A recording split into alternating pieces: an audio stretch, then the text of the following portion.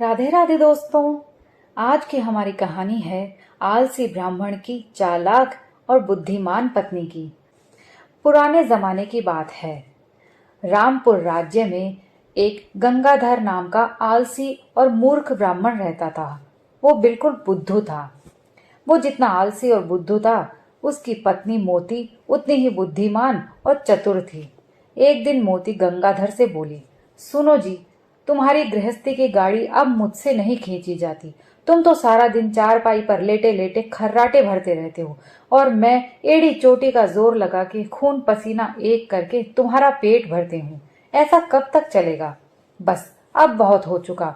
अब कुछ कमाओ और धमाओ, वरना मैं तो तुम्हें छोड़कर अपने मायके चली जाऊंगी। गंगाधर बोला, अरे मोती, ऐसा गजब ना करना।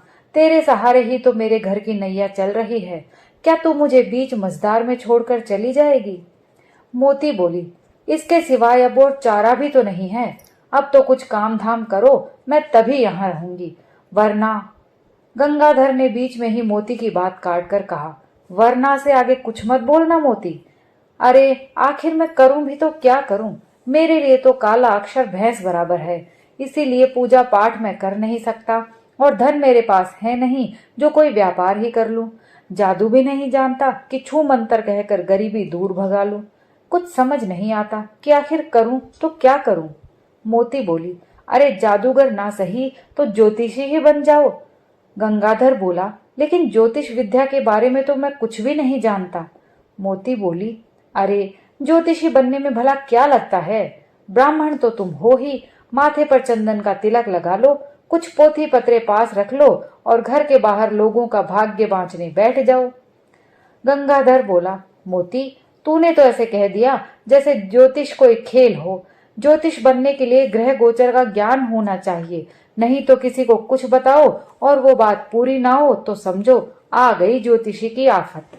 मोती बोली, ग्रह गोचर जानने की क्या आवश्यकता है? बस 7 दिनों के नाम याद कर लो, सोम मंगल बुध बृहस्पति शुक्र शनि रवि। इसके अलावा राहु और केतु। धड़ हुआ तो राहु और सिर हुआ तो केतु। बस यही कुछ सीख कर तुम भी सफल ज्योतिषी बन सकते हो। गंगाधर कहने लगा, मोती, लगता है आज तुम मुझे ज्योतिषी बनाकर ही छोड़ेगी। मोती बोली, देखो जी, आज तक आप अपनी मर्जी की करते रहे हो। मैंने कुछ भी ना कहा, लेकिन आज से आपको वही करना होगा जो मैं कहूंगी। गंगाधर ने पूछा, अच्छा बताओ, आखिर मुझे करना क्या है? तब मोती ने उसे अपनी योजना समझाई। फिर गंगाधर कहने लगा, अच्छा मोती, जैसा तुम ठीक समझो। मोती उसी समय अपने पड़ोसी के यहाँ गई और वहां पहुंचकर अपनी सहेली सुशीला से कहा, सुशीला, जानती हो कल रात को क्या हुआ? कल रात ज्योतिष की देवी ने साक्षात दर्शन देकर मेरे पति को ज्योतिष विद्या का प्रकांड पंडित बना दिया है। अच्छा? हाँ बहन, मैं सच कह रही हूँ। सुशीला बोली, चलो अच्छा हुआ। अब तुम्हारा निखट्टू पति कुछ कमाई धमाई तो कर सकेगा। इस प्रकार मोती आसपास के कई घरों में जा जाकर ये समाचार फैला आई। घर वापस लौटकर वो गंगाधर से बोली, देखो जी, मैं तुम्हारी ज्योतिष विद्या के डंके घर घर बजा आई हूँ। अब तुम मेरी चतुराई का कमाल देखना। उसी रात मोती अपनी पड़ोसन सुशीला के यहाँ पहुंच गई और आंगन में बंधी उसकी गाय को खूंटे से खोलकर पास ही के बाग में एक पेड़ से बांध आई।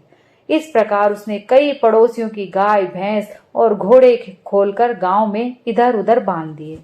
सुबह होने पर सुशीला ने जब गाय को खूंटे से गायब पाया तो वो कहने लगी, अजी सुनते हो, हमारी गाय खूंटे पर नहीं बंधी हुई है। लगता है रात को कोई चोर उसे खोल कर ले गया। उसका पति हक्का बक्का सा बाहर आया और कहने लगा, अरे ये तो सचमुच ही गाय का खूंटा खाली पड़ा है। सुशीला दुखी होकर रोते हुए कहने लगी, हाय, ना जाने कौन कसाई मेरी गाय को ले गया। अचानक उसे ध्यान आया कि कल मोती कह रही थी कि उसके पति गंगाधर को ज्योतिष की देवी ने साक्षात दर्शन देकर ज्योतिष विद्या का प्रकांड पंडित बना दिया है। क्यों ना गंगाधर से जाकर पूछूं कि मेरी गाय कहाँ गई, उसे कौन खोल कर ले गया है। वो तुरंत ही उठी और आंसू पोंछकर मोती के घर की ओर चल पड़ी। सुशीला को अपने घर की ओर आता देखकर मोती गंगाधर के कान में फुसफुसाई, लो जी, तुम्हारा पहला ग्राहक चला आ रहा है। सुशीला आकर बोली, जी कल रात कोई मेरी गाय को चुरा कर ले गया है। आप जरा अपना ज्योतिष विद्या से पता करके बताइए कि मेरी गाय कहाँ है, वो हमें वापस मिलेगी या नहीं। मैं अभी अपनी पोथी पत्री देख कर बताता हूँ। गंगाधर पोथी पत्र खोलकर बैठ गया और ऐसा नाटक करने लगा जैसे वो बहुत ज्ञानी है।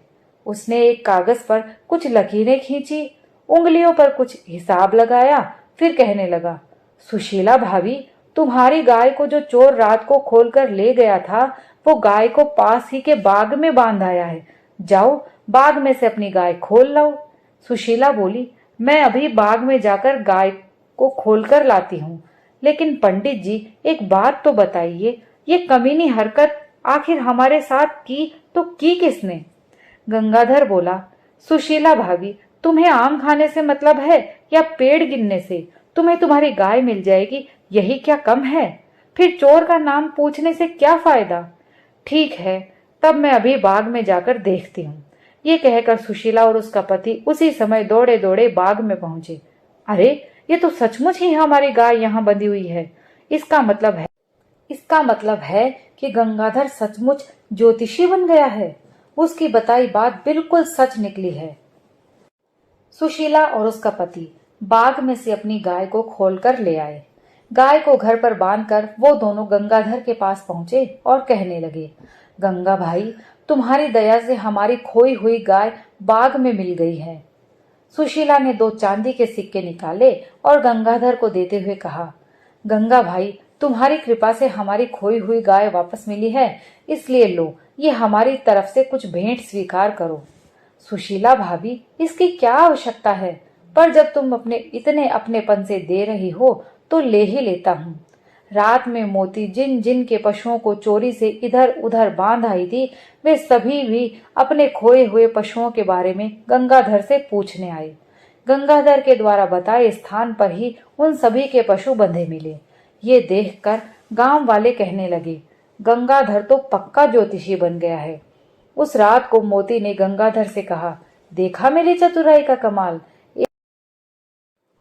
एक ही दिन में 20 चांदी के सिक्के इकट्ठे हो गए हैं। गंगाधर भी खुश होते हुए कहने लगा, मोती, ये तो सचमुच ही कमाल हो गया। मैंने तो सपने में भी नहीं सोचा था कि एक ही दिन में घर बैठे इतनी कमाई हो जाएगी। दोनों खुशी से फूले नहीं समा रहे थे, लेकिन अगले दिन ही उनकी खुशी कपूर की तरह उड़ गई जब निठल्लो धोबी उनके पास आया और कहने लगा, पंडित जी, मेरा गधा खो गया है। मैं उसे खोज खोज कर हार गया हूँ, पर वो कहीं नहीं मिला। आप जरा पोथी पत्रा देखकर बताइए कि मेरा गधा मिलेगा या नहीं। अब तो गंगाधर की सिट्टी बिट्टी गुम हो गई। वो सोचने लगा, कल तो मोती लोगों की गाय और बाकी पशु चुराकर जगह जगह बांध आई थी, इसलिए मेरे बताए स्थानों पर लोगों के पशु मिल गए थे। इसका गधा तो मोती कहीं बांध कर नहीं आई, तो इसको इसके गधे के बारे में कैसे बताऊं? गंगाधर की परेशानी भांपकर मोती निठल्लो धोबी से बोली, गधे के बारे में ज्योतिष लगाने में बहुत मेहनत करनी पड़ती है, इसलिए आज रात को माँ जगदम्बा की पूजा करनी पड़ेगी। ज्योतिषी जी कल सुबह तुम्हारे गधे के बारे में तुम्हें बताएंगे। ठीक है? ठीक है पंडित जी, मैं कल सुबह फिर पूछने आ जाऊंगा। ऐसा कहकर वो निराशता वापस चला गया। उसके जाने के बाद गंगाधर कहने लगा, भाग्यवान, अब क्या होगा? कल निठल्लो धोबी आएगा तो मैं उसे क्या जवाब दूंगा? कल तो सबके सामने हमारे झूठ की पोल खुल जाएगी। वो सारा दिन उन दोनों का परेशानी में ही बीता। रात को सोने के लिए चारपाई पर लेटे तो उनकी आंखों से नींद कोसों दूर थी। अभी वे दोनों इसी उधेड़बुन में थे कि उन्हें गधे के चिल्लाने की आवाज सुनाई दी। अरे, लगता है घर के बाहर कोई गधा रेंक रहा है। दोनों दरवाजा खोलकर उसी समय बाहर आए। देखा तो निठल्लो धोबी का खोया हुआ गधा वहां खड़ा था। ये देखकर वो कहने लगे, चलो, भगवान ने लाज रखी ली। जल्दी से इस गधे को बांध लो। कल जब धोबी आएगा तो उसे उसका गधा सौंप देना। गंगाधर ने आगे बढ़कर गधे को बाहर बांध दिया।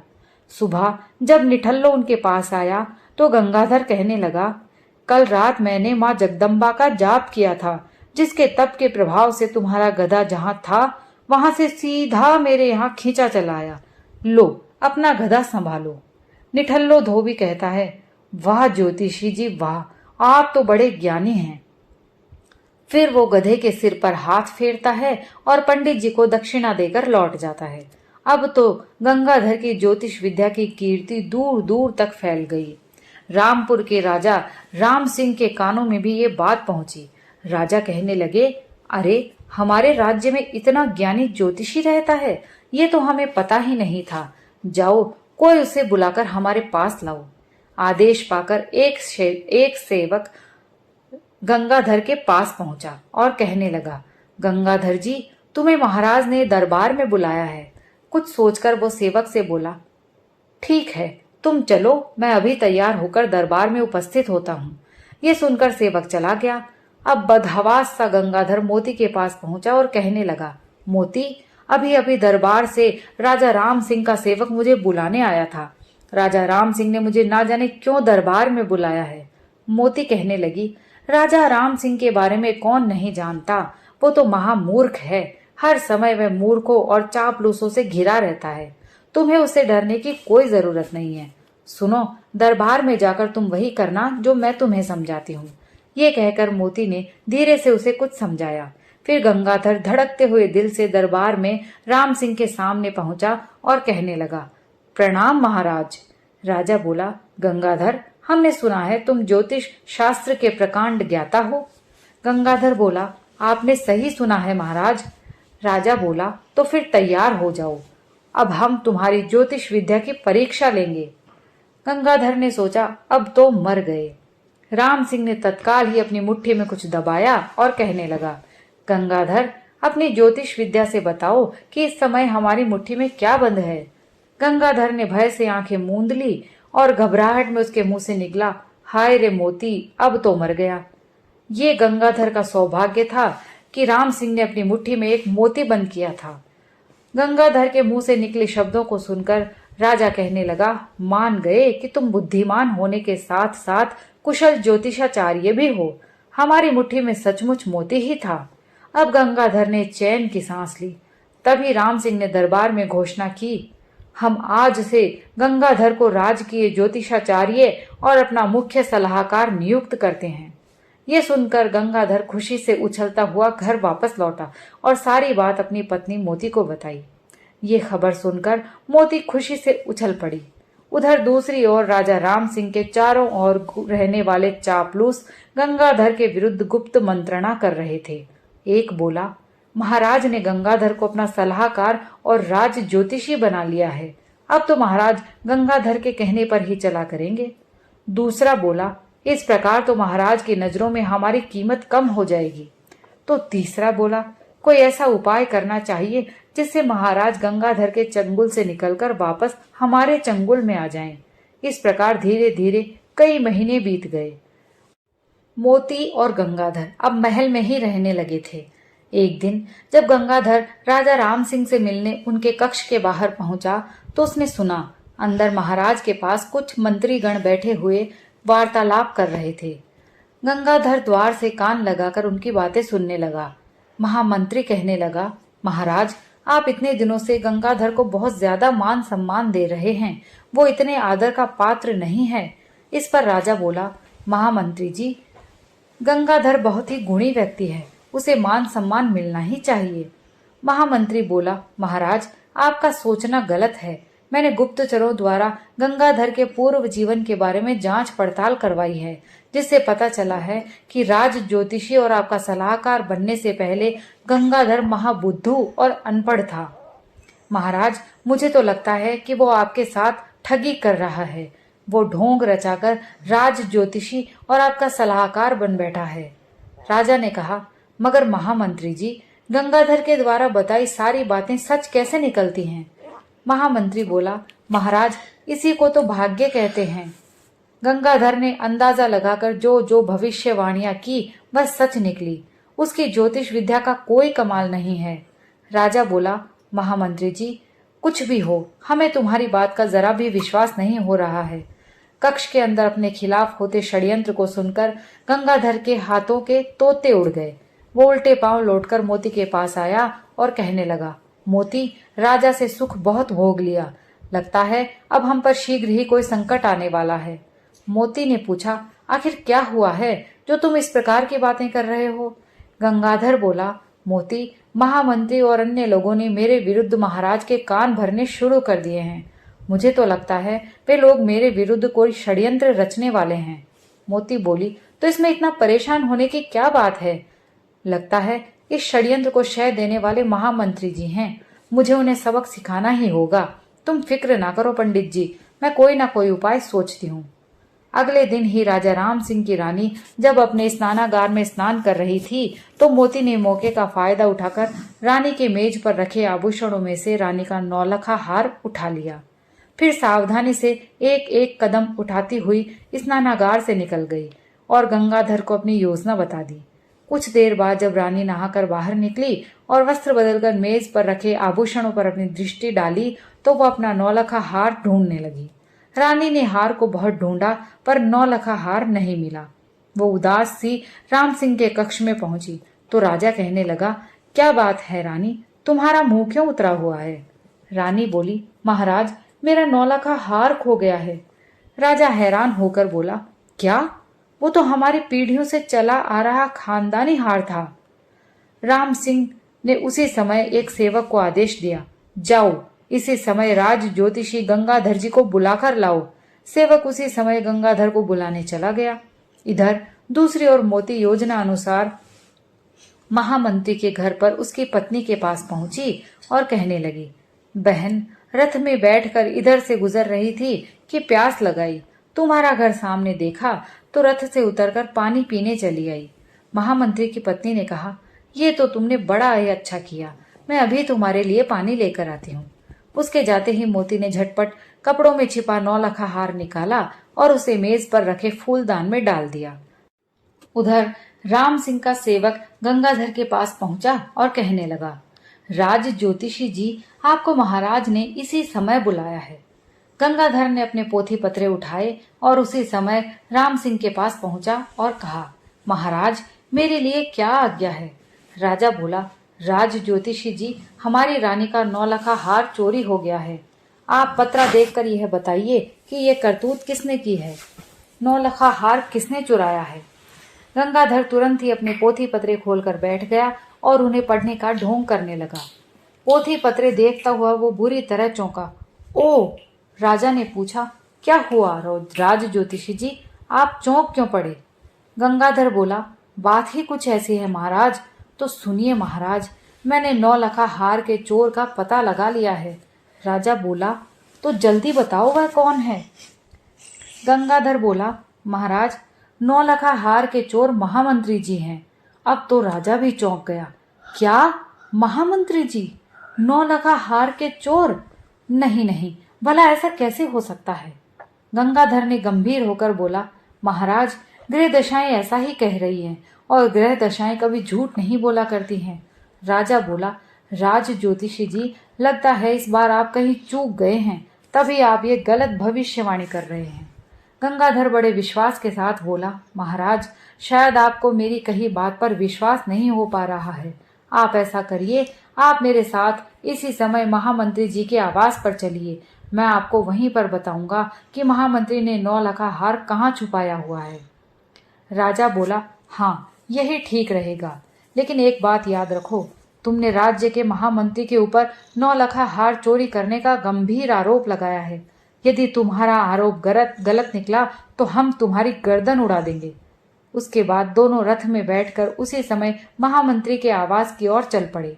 महामंत्री उन दोनों को अपने यहाँ देखकर बौखला सा गया और कहने लगा, महाराज, आप यहाँ? सेवक को आदेश दिया होता तो मैं स्वयं महल में दौड़ा चला आता।